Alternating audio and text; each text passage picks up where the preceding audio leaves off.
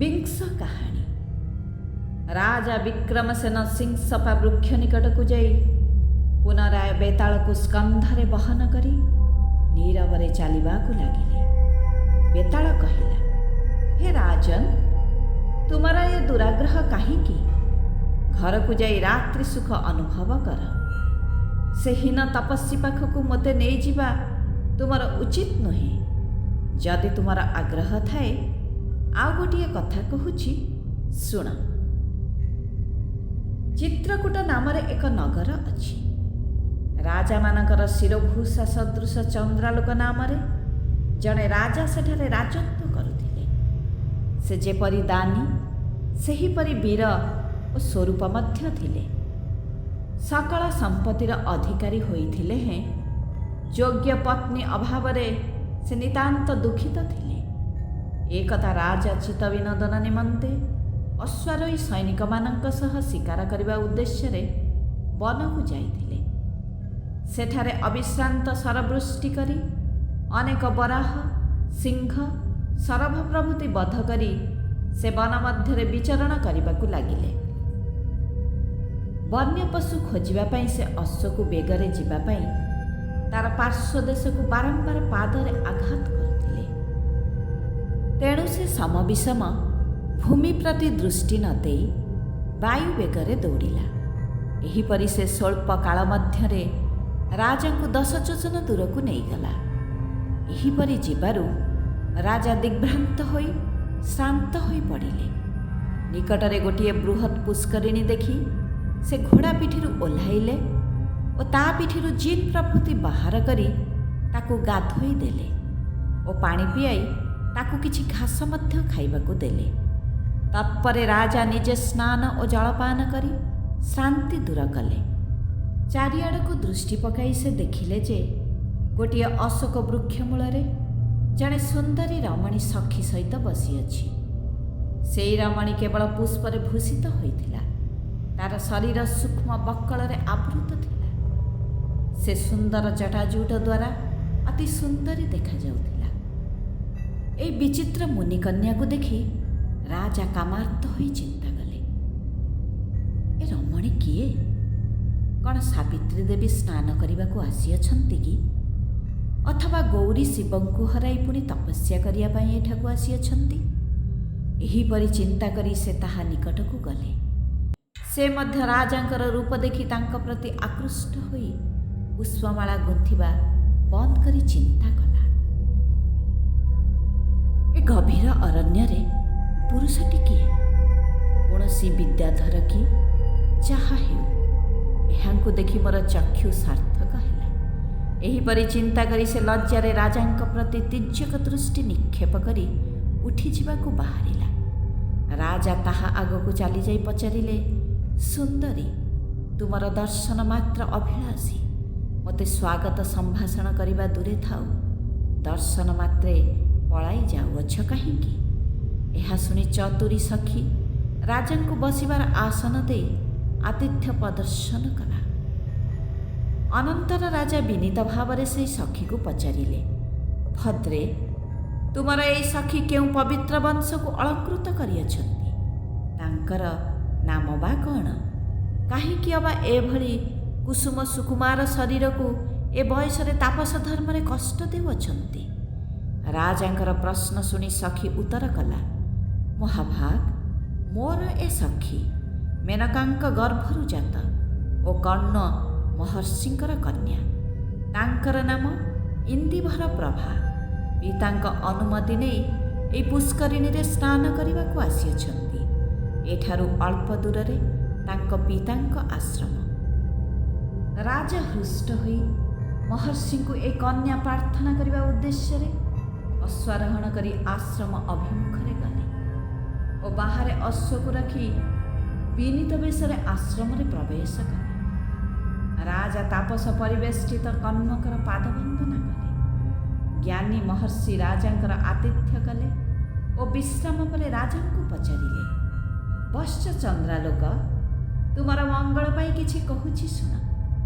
ସଂସାରରେ ଜୀବ ମାତ୍ରେ ମରଣକୁ ଯେ କିପରି ଭୟ କରନ୍ତି ତାହା ମୁଁ ଭଲ ଭାବେ ଜାଣେ। ତେବେ ନିରର୍ଥକ ମୃଗ ପ୍ରଭୃତି ଜୀବମାନଙ୍କୁ ବଧ କରୁଛ କାହିଁକି? ଭୀତ ପ୍ରାଣୀମାନଙ୍କର ରକ୍ଷା ପାଇଁ ବିଧାତା କ୍ଷତ୍ରିୟର ଶସ୍ତ୍ର ସୃଷ୍ଟି କରିଅଛନ୍ତି। ତେଣୁ ଧର୍ମରେ ପ୍ରଜାମାନଙ୍କୁ ରକ୍ଷା କର, ରାଜ୍ୟର କଣ୍ଟକ ଦୂର କର। ହସ୍ତି ଅଶ୍ୱ ପ୍ରଭୃତି ବଳ ଦ୍ୱାରା ଚଞ୍ଚଳା ଲକ୍ଷ୍ମୀକୁ ବଶ କରିବାକୁ ଚେଷ୍ଟା କର। ରାଜ୍ୟ ସୁଖ ଭୋଗ କର, ଦାନ ଦିଅ, ଚତୁର୍ଦିଗରେ ଯଶଃ ବିସ୍ତାର କର। ରାଜନ୍, ମୃଗୟା ଏକ ବ୍ୟସନ ମାତ୍ର, ତାକୁ ତ୍ୟାଗ କର। ମୃଗୟାରେ ହନ୍ତା ଓ ହତ ଉଭୟଙ୍କର ସମାନ ପ୍ରାଣ ସଙ୍କଟ ରହିଥାଏ। ତେଣୁ ଅନର୍ଥପୂର୍ଣ୍ଣ ମୃଗୟାରେ କି ଯେ ଲାଭ? ଏହା ଶୁଣି ରାଜା ମୁନିଙ୍କର ପ୍ରଶଂସା କରି କହିଲେ, ଭଗବାନ, ଆପଣଙ୍କ ଉପଦେଶରେ ଅନୁଗୃହୀତ ହେଲି। ଆଜିଠାରୁ ମୁଁ ମୃଗୟାରୁ ନିବୃତ୍ତ ରହିବି।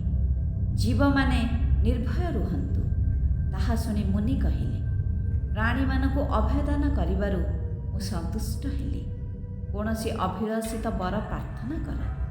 ତହୁଁ ରାଜା କହିଲେ, ଭଗବାନ, ଯଦି ମୋ ଠାରେ ପ୍ରସନ୍ନ ହୋଇଅଛନ୍ତି, ତେବେ ମୋତେ ଆପଣଙ୍କର କନ୍ୟା ଇନ୍ଦିବର ପ୍ରଭାଙ୍କୁ ଦାନ କରନ୍ତୁ। ସେତେବେଳକୁ ଇନ୍ଦିବର ପ୍ରଭା ସ୍ନାନ ସାରି ଆଶ୍ରମକୁ ଆସିଥିଲେ। ମୁନି ତାଙ୍କୁ ରାଜାଙ୍କ ହସ୍ତରେ ପ୍ରଦାନ କଲେ। ଦୁହିଁଙ୍କର ବିବାହ ସମ୍ପନ୍ନ ହୋଇଗଲା। ମୁନି ପତ୍ନୀମାନେ ଇନ୍ଦିବର ପ୍ରଭାଙ୍କର ପ୍ରସାଧନ ବିଧାନ କଲେ। ତତ୍ପରେ ରାଜା ଚନ୍ଦ୍ରାଲୋକ ତାଙ୍କୁ ଅଶ୍ୱପୃଷ୍ଠରେ ବସାଇ ରାଜଧାନୀକୁ ବାହାରିଲେ। ମୁନିମାନେ ସାଶ୍ରୁ ନୟନରେ ଆଶ୍ରମ ସୀମା ପର୍ଯ୍ୟନ୍ତ ନବଦମ୍ପତିଙ୍କର ଅନୁଗମନ କରି ବିଦାୟ ନେଲେ। ସୂର୍ଯ୍ୟ ଅସ୍ତାଚଳକୁ ଗମନ କଲେ। ରାତ୍ରି ଉପସ୍ଥିତ ହେଲା। ରାଜା କ୍ଳାନ୍ତ ହୋଇ ଗୋଟିଏ ଜଳାଶୟ ତୀରସ୍ଥିତ ଅଶ୍ୱତ୍ଥ ବୃକ୍ଷ ମୂଳରେ ରାତ୍ରି ଯାପନ କରିବାକୁ ସ୍ଥିର କଲେ। ଅଶ୍ୱରୁ ଅବତରଣ କରି ସେ ତାହାକୁ ଜଳ ପିଆଇ ଖାଇବାକୁ ତୃଣ ଦେଲେ। ତତ୍ପରେ ପତ୍ନୀ ସହିତ ନିଜେ ଜଳପାନ କରି ବୃକ୍ଷ ମୂଳରେ ବିଶ୍ରାମ କଲେ। ଇତ୍ୟବସରରେ ପ୍ରାଚୀ ଦିଗରେ ଚନ୍ଦ୍ର ଉଦିତ ହେଲେ। ଚନ୍ଦ୍ରାଲୋକରେ ଚତୁର୍ଦିଗ ଉଦ୍ଭାସିତ ହୋଇଗଲା। ନବପରିଣୀତା ଇନ୍ଦିଭର ପ୍ରଭାଙ୍କୁ ଘେନି ରାଜା ଅଶ୍ୱତ୍ଥ ବୃକ୍ଷ ମୂଳରେ ଶୟନ କଲେ। ପ୍ରଭାତ ହୁଅନ୍ତେ ରାଜା ସ୍ନାନ ଆଦି ଶେଷ କଲେ ଓ ନିଜ ସୈନ୍ୟମାନଙ୍କର ସନ୍ଧାନ ନେବା ପାଇଁ ଯିବାକୁ ଉଦ୍ୟତ ହେଲେ। ଏହି ସମୟରେ ଅକସ୍ମାତ୍ ଏକ ବ୍ରହ୍ମ ରାକ୍ଷସ ତାଙ୍କ ସମକ୍ଷରେ ଉପସ୍ଥିତ ହେଲା। ତାର ରୂପ ଅତି ଭୟଙ୍କର। ମସ୍ତକ ପିଙ୍ଗଳ ଜଟାରେ ଆବୃତ, ଶରୀରର ବର୍ଣ୍ଣ କଜ୍ଜଳ ପରି କୃଷ୍ଣ। ସେଗୁଡ଼ିଏ ଅନ୍ତକୁ କର୍ଣ୍ଣଭୂଷଣ କରିଥିଲା।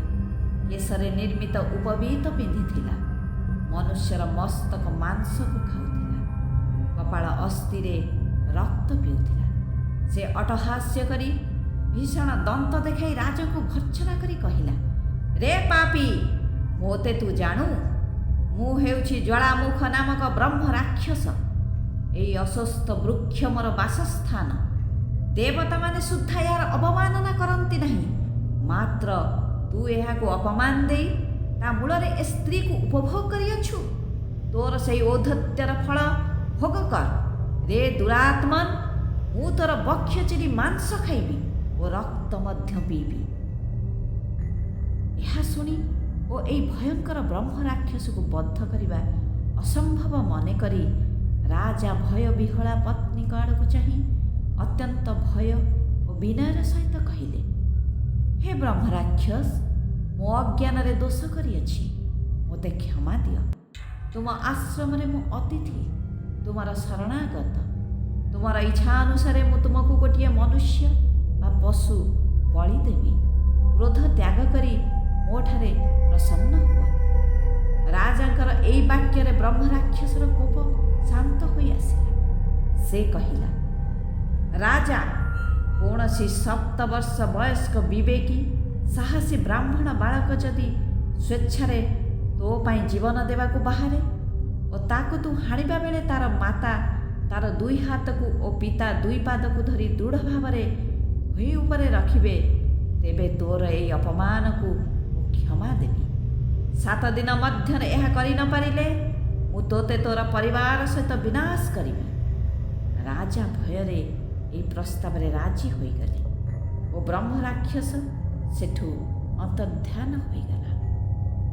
ରାଜା ଚନ୍ଦ୍ରାଲୋକ ପତ୍ନୀକୁ ଘୋଡ଼ାରେ ବସାଇ ବ୍ୟାକୁଳ ମନରେ ସୈନିକମାନଙ୍କୁ ଖୋଜିବାକୁ ଲାଗିଲେ।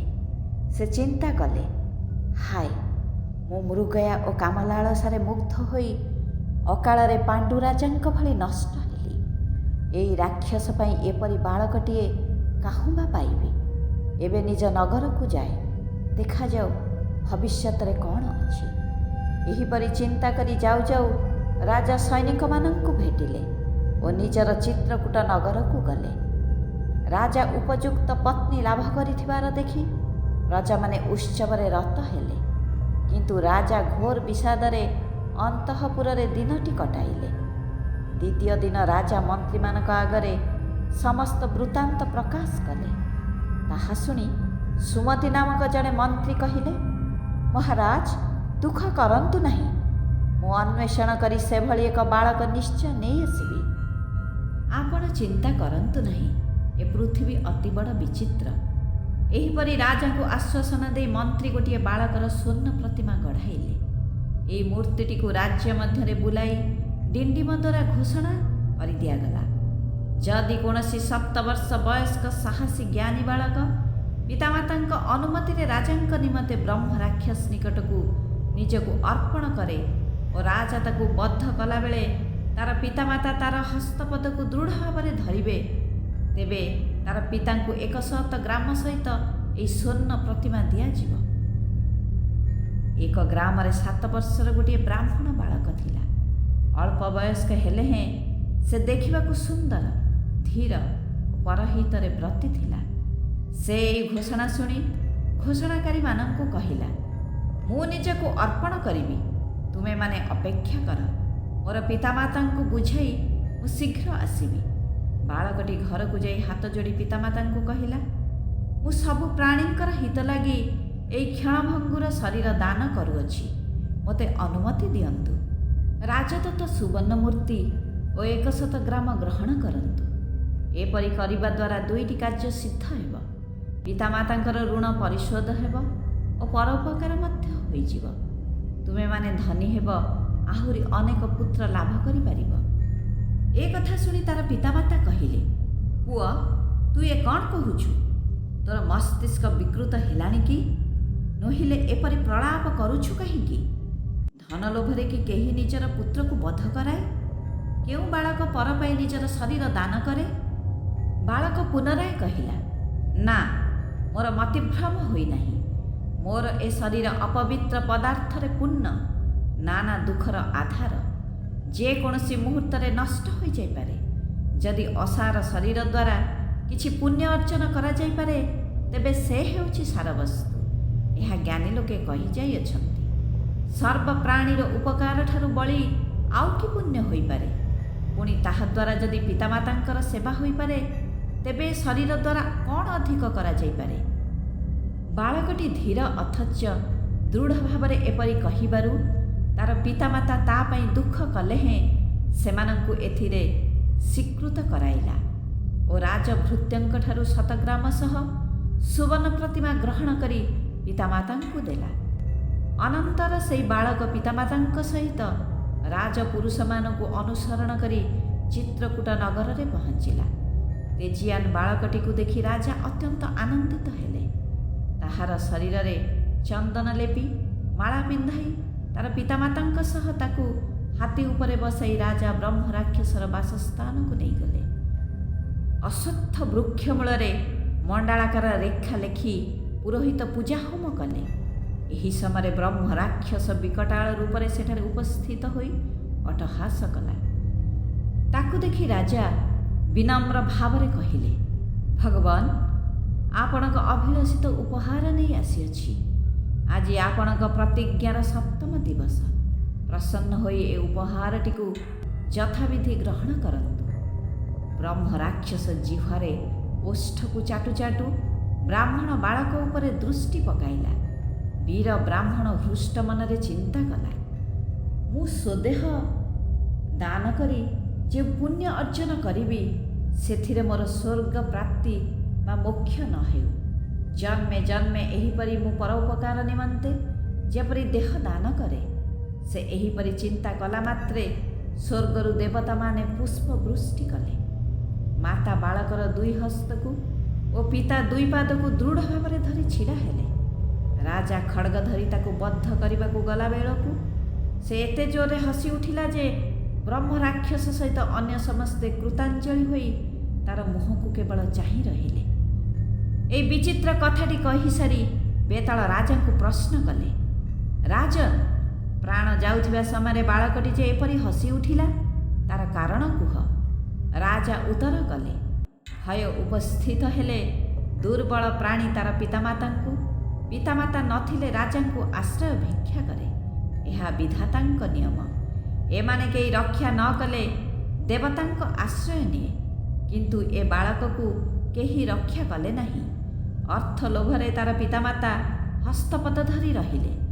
ରାଜା ନିଜକୁ ରକ୍ଷା କରିବା ପାଇଁ ତାକୁ ହତ୍ୟା କରିବାକୁ ଉଦ୍ୟତ। ବ୍ରହ୍ମ ରାକ୍ଷସ ଦେବତା ହେଲେ ହେଁ ତାକୁ ଖାଇବାକୁ ପ୍ରସ୍ତୁତ। ଅସ୍ଥାୟୀ, ଅସାର, ଅଧିବ୍ୟାଧିଯୁକ୍ତ ଏହି ଶରୀର ପାଇଁ ମୂର୍ଖ ଲୋକେ କିପରି ଅଧପତିତ ହୁଅନ୍ତି ଓ ଶରୀରର ସ୍ଥିରତା ଅଭିଳାଷ କରନ୍ତି, ସେଥିରେ ଆଶ୍ଚର୍ଯ୍ୟ ହୋଇ ବ୍ରାହ୍ମଣ କୁମାର ହସି ଉଠିଥିଲା। ରାଜାଙ୍କର ଏହି ଉତ୍ତର ଶୁଣି ବେତାଳ ରାଜାଙ୍କ ସ୍କନ୍ଧରୁ ନିଜ ଆବାସ ସ୍ଥଳକୁ ଚାଲିଗଲା। ଦୃଢ଼ ସଂକଳ୍ପ ରାଜା ତାର ଅନୁସରଣ